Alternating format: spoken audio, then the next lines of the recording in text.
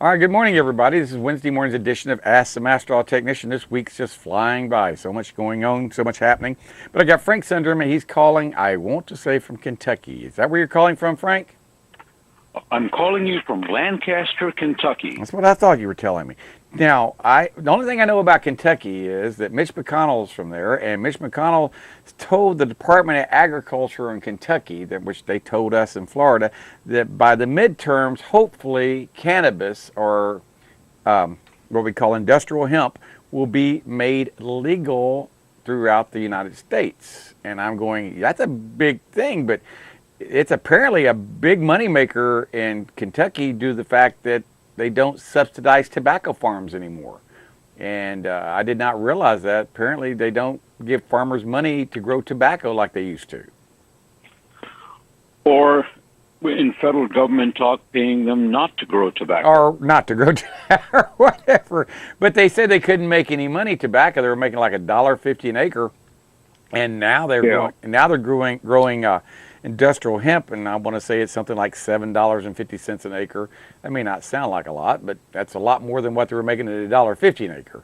But anyway, that's just something. I every time I think of Kentucky, I think about the lady from the Department of Agriculture who gave a talk about legalization of it in Kentucky and what it means if it was legalized throughout the United States. That's why I think about Kentucky. Well, there is still tobacco here. Oh, yeah. Lancaster, Kentucky is about 25 miles south of Lexington, a little bit to the west of Richmond. Mm-hmm. And there are still, as you drive down the road, there are still a few tobacco fields left out there. And right now, I noticed yesterday that the tobacco is going from green to gold, mm-hmm. which is a good sign. Mm-hmm. Now, I don't know what the predicted 3-4 inches of rain towards the end of this week and early next week is going to do to that tobacco in the field, mm-hmm. but it's sure not going to help it dry out in the field. No, it's not. But that's the thing about I was sitting here talking about the other day. They were talking about gateway drugs and how everyone's been talking about since we're talking about cannabis, how marijuana is a gateway drug.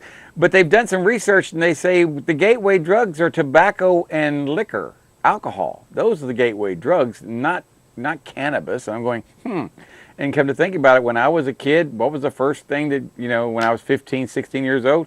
Alcohol, beer, cigarettes, things like that, which are legal, but not good for you. Those things that get you killed. But, I know there's supposed to be a car show. We're supposed to be talking about that, but sometimes these things just kind of roll off my mind. Go ahead. All that stuff, there is another gateway drug. It's called gasoline, and it goes into old cars, and you and I are very much fueled by that gateway drug. Ah, isn't that the truth? I was sitting here thinking the other day, I've been in this for 40, almost 50 years, working on cars. I had a business now here for 38 years. But the thing, it seems like there's always something new to learn. There's not a day goes by I don't learn a new technique, or I don't learn a new procedure, or I don't learn something new about cars. And to me, I think it's exciting. One of my employees the other day said, "How long have you been here?" And I said, 38 years. He said, "Man, I can't imagine working at one place for 38 years. And I said, when you own it, or it owns you, you do that. You show up every day and you work from can to can't, and you take care of your customers, and you want to stay in business. But speaking of gasoline, now you've been driving your motorhome. Is it a 77 Yes. GMC motorhome? How did it do from Panama City up to Kentucky? Did it do okay? Oh no, it's still down in Panama City. Oh, okay, all right. It's still down there. I chose not to take it out on the road over Labor Day weekend. Smart move. That's when I came up here. Right. Just not to be caught in all that traffic. Oh, yes. It's behaving itself very well, thank you.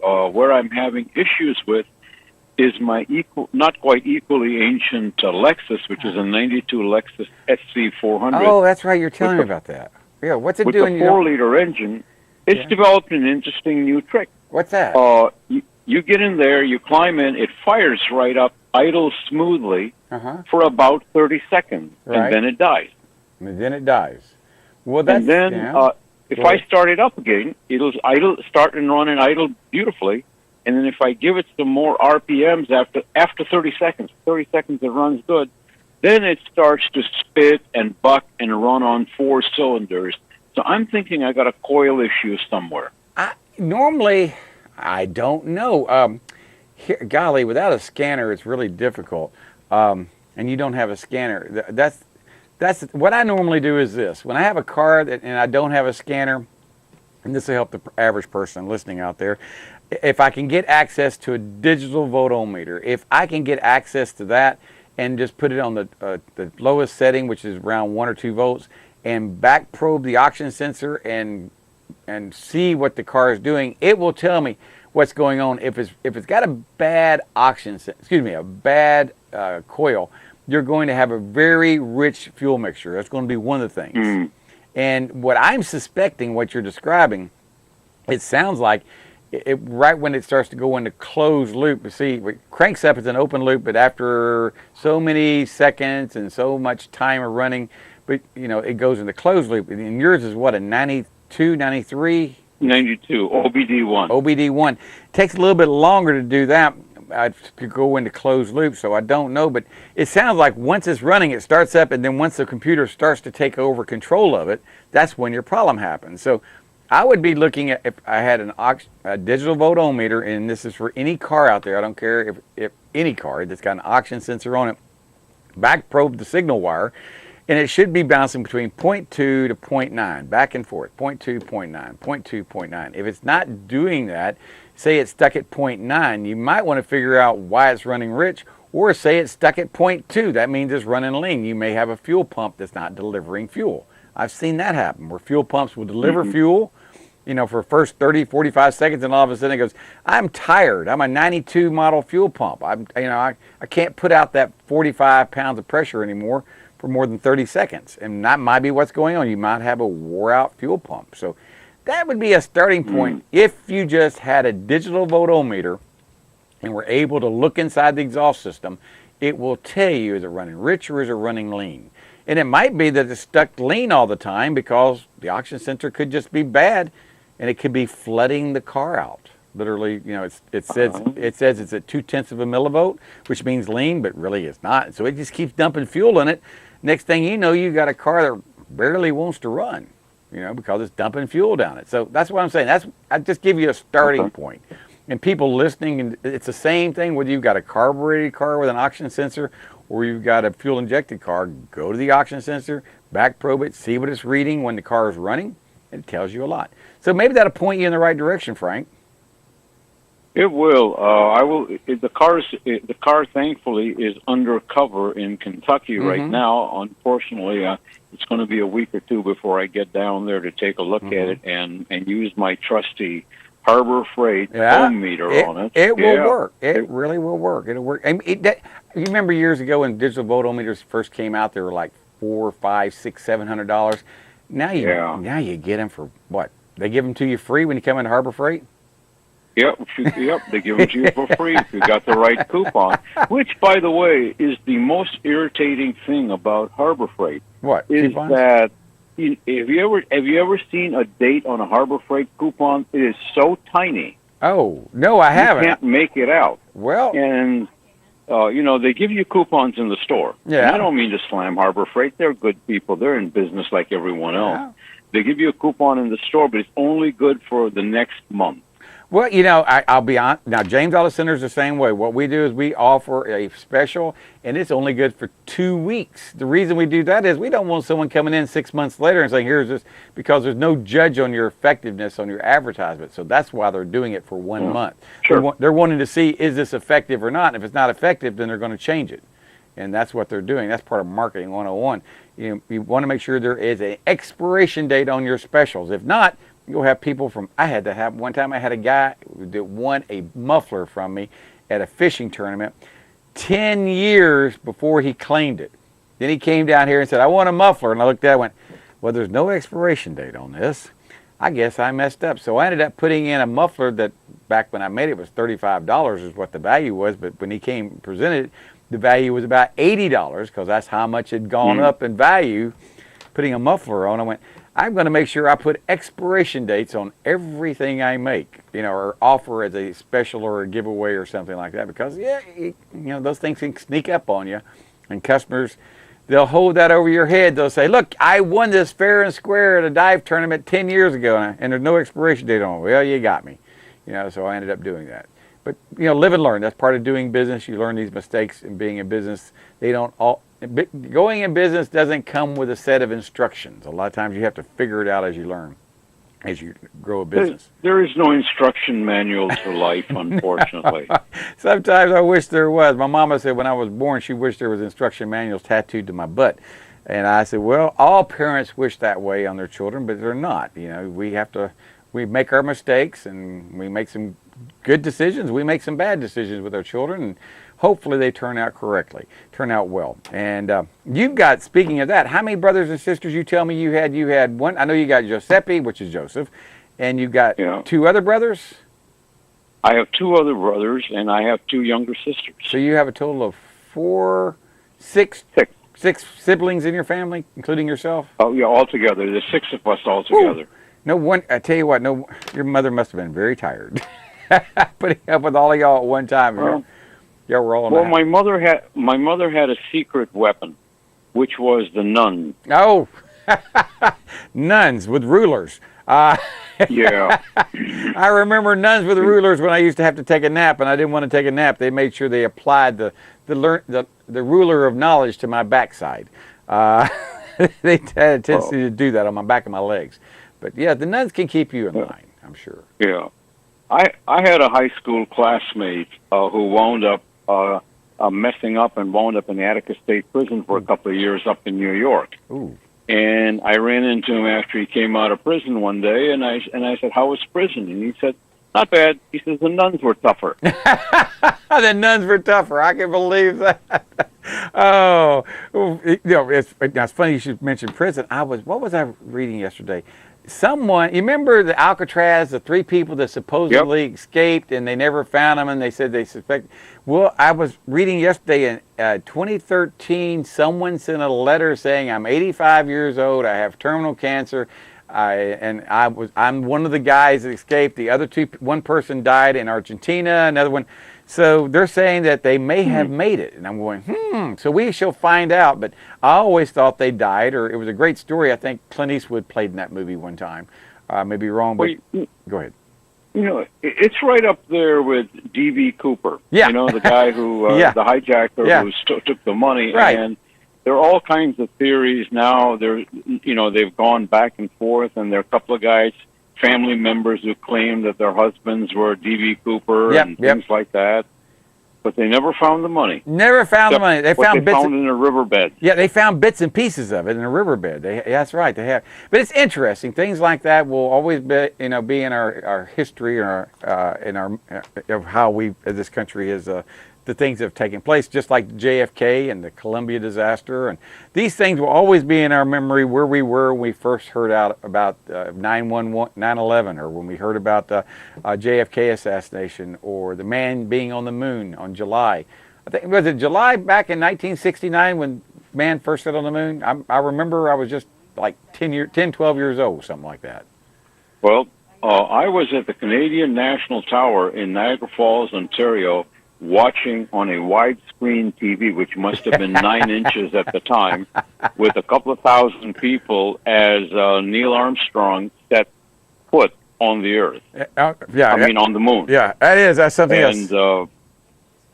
But here, let me try to be. We got 30 seconds for a minute. 30 seconds. Americans are as much creatures of mythology as they are of reality. We have myths about cowboys. We have myths about the West. All that. And one of the things I think that is such a problem with us is that we live as much in myth, which is an invented past, as the reality, and we cannot bring the two together. Not unlike car guys. No, we live in a complete different fantasy world. We really do. It's a complete fantasy world out there that, that's it. It's got to be it. Anyway, I got to go, Frank. I got Karen Schoen. We're going to be talking about, I don't know what we're talking about. I know she lost a good friend of hers this weekend. Anyway, we'll be back in just a minute with Karen Schoen. Thank you, Frank. We'll talk to you next week. Bye-bye, everybody. If you want the best deal in town for tires, you need to call Baytown Tires at 873-8900. Hanson and the guys at Baytown Tires take pride in serving Panama City for over 20 years. Baytown Tires on Highway 98 in St. Andrews. All service work backed by a nationwide warranty.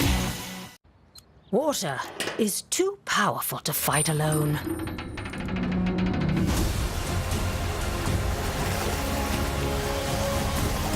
Mr. Router Plumbing. Sink, shower, and toilet emergency drain services. Part of what I'd like to let you know is what we do and how we work our system. Basically, we've got about 700 stocking dealers scattered around the 15 counties here in the Big Bend area of the state. I run a fleet of trucks, vans, and what we call hotshot vehicles to deliver to our dealers quickly so they can help service you as fast and efficiently as they can. Provide timely and efficient service, and we're there to take care of our dealers, who in turn can take care of their customers. All right, welcome back to our show here. I just got off the phone with Franco here. I got Karen Schoen coming on here. And Karen, I got your message that our friend Tony passed away last weekend down in Palm Harbor, Florida. Tony, something is wrong with the connection. Oh, it's probably me. Can you hear me now? Now I can hear you. Before it was all static. I know it's raining down here, but we lost your friend Tony Casso. Yeah, Tony Casso. What a shame. And it's really sad. But too many of us, and you were just talking about history, too many of us that understand history are beginning to pass and pass away. And with us, we take our history and we take our experience, and it's not being passed along to our children. And they are losing a large percentage of the history of America. And then it makes it easy for people to filter out and put in things that are not true, and then play the blame game.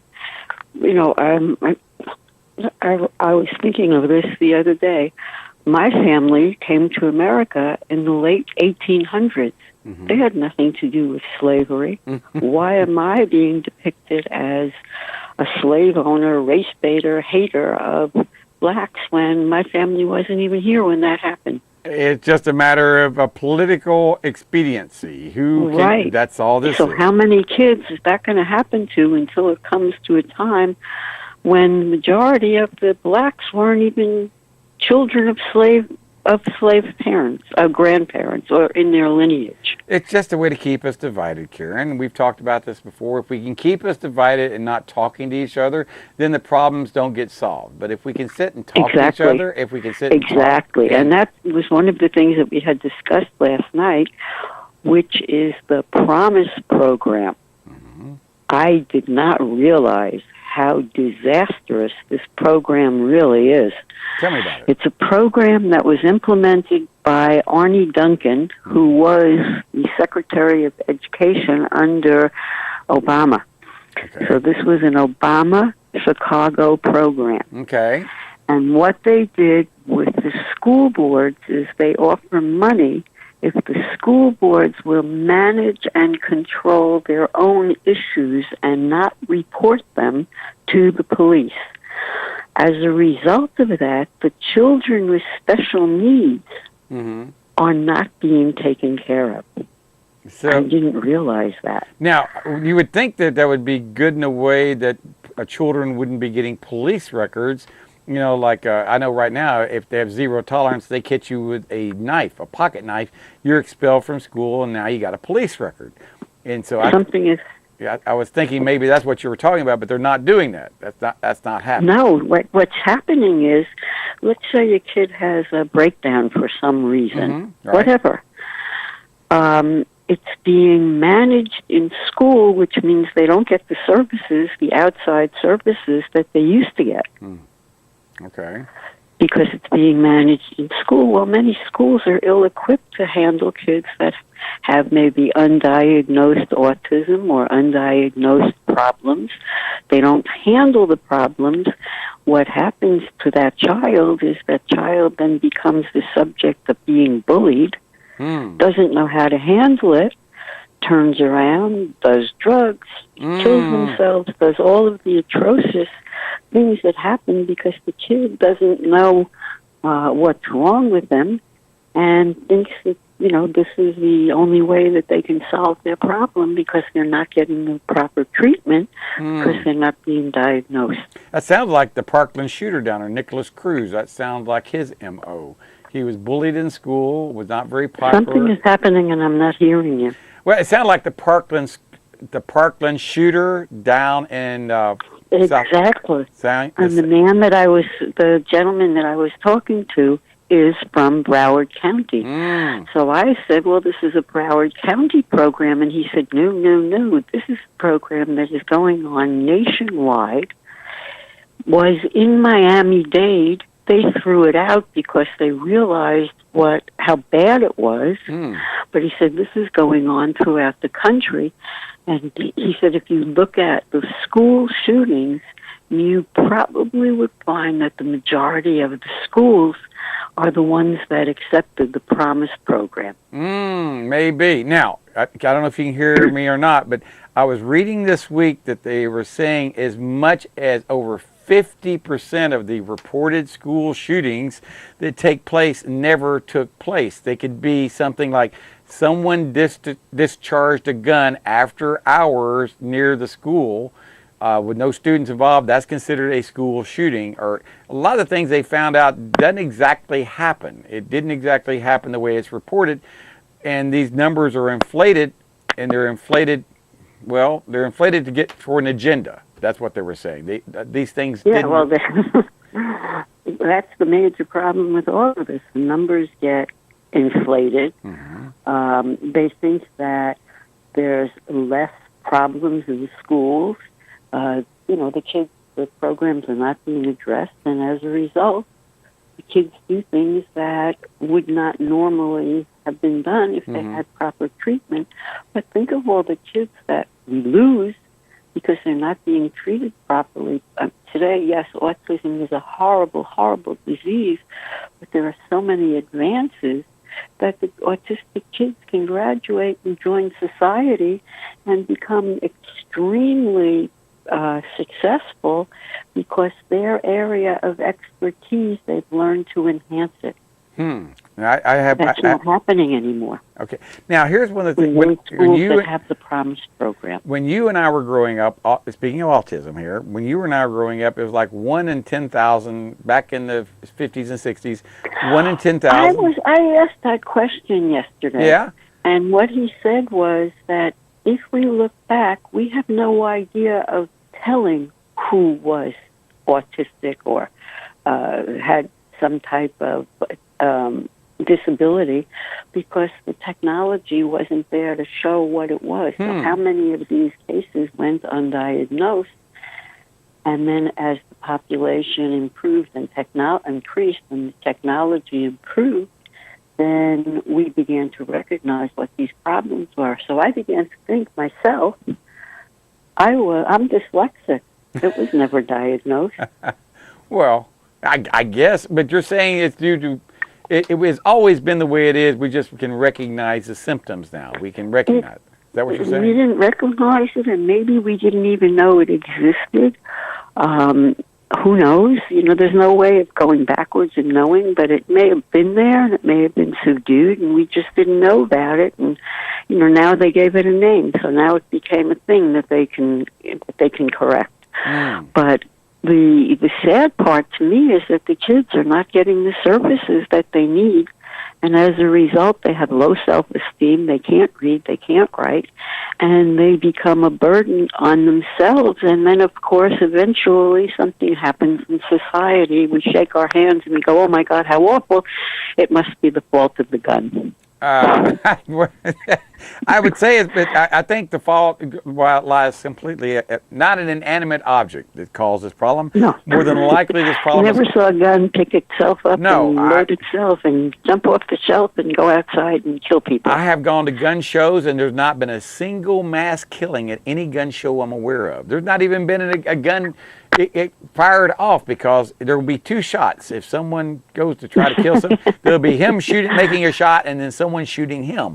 But I feel very safe at gun shows. I don't think that guns are going to go out and cause. Well, I hope you feel safe, and it is so important that we recognize a lot of these programs that are in our schools that have not worked, and we have to stop continuing them. What was the name of that It's program? really great to think, oh, we can solve every problem. Sometimes we can't. Sometimes the consequences are worse. But if we don't recognize that we have a problem, we can't solve anything. What is the name of this program where I can find out if Bay County has... It's called the Promise Program. Promise Program. Promise Program. And I bet you we can... it's implemented by money from the Fed, from money from the Federal Department of Education that goes to the state, that goes to the State Department of Education, and then a request from the school board is made to the State Department of Education for funding for the Promise Program. Ah, so the funding comes from the government. Funding comes from the federal government, and this what is this supposed to do? What is the goal of this program? Supposedly, the goal. The goal of the program was to show that the minorities are not creating the problems that we feel, to change the statistics. Oh, okay. To change the statistics. Because if you hide the problems of minorities that come from broken homes, and it's not necessarily minorities, it's the troubled kids that come from homes that have problems that now no longer can be recognized. They don't get to see. They get to see the school psychologist instead of a, maybe a professional that just specializes in autism, for example, or some form of mental illness. So they don't get to see the specialist. They only go as far as the school program.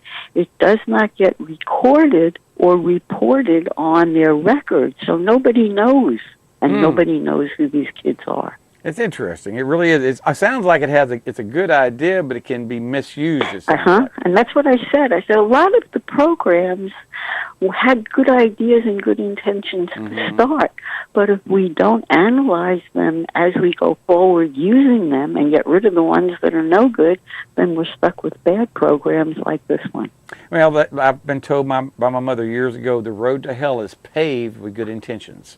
And I'm going, yeah, you got a point there. So there was good intentions to make this happen, but it's the unintended consequences you're talking about of the Promise Program. Well, we have a tendency in America of thinking if something is not good, we just have to throw more money at it, and that'll make it right. Well, it doesn't work that way. Don't get me started. They just voted for and continue the half-cent sales tax again. And I'm seeing I think we should be sunsetting all of our programs after 5 years, which then forces people to analyze whether they're working. Yeah, they've come to the conclusion we're going to let the tourists pay for our schools with the half-cent sales tax. We're not going to burden with ad valorem taxes and taxes on our homeowners. Right, yep, that's what happened. Look at what Bill Gates said. After 10 years of Common Core, he said, this is a failure. Yep. It's not working. It's an experiment that's not working. So I'll just give you more money to fund it. Must be something on the money. Maybe no. Send some money our way. That's what he needs to do. We'll take some money. Yeah, that'd be nice. All right, Karen, I got to go. I'm up against the clock. Thank you so much for being on here. And don't get Please look at what's in your school. Yes, I promise. Check out on the Promise Program. I'm going to check that out today. All right. You be good. I'll talk to you. Have a wonderful week. All right. Talk to you later. Bye-bye, everybody.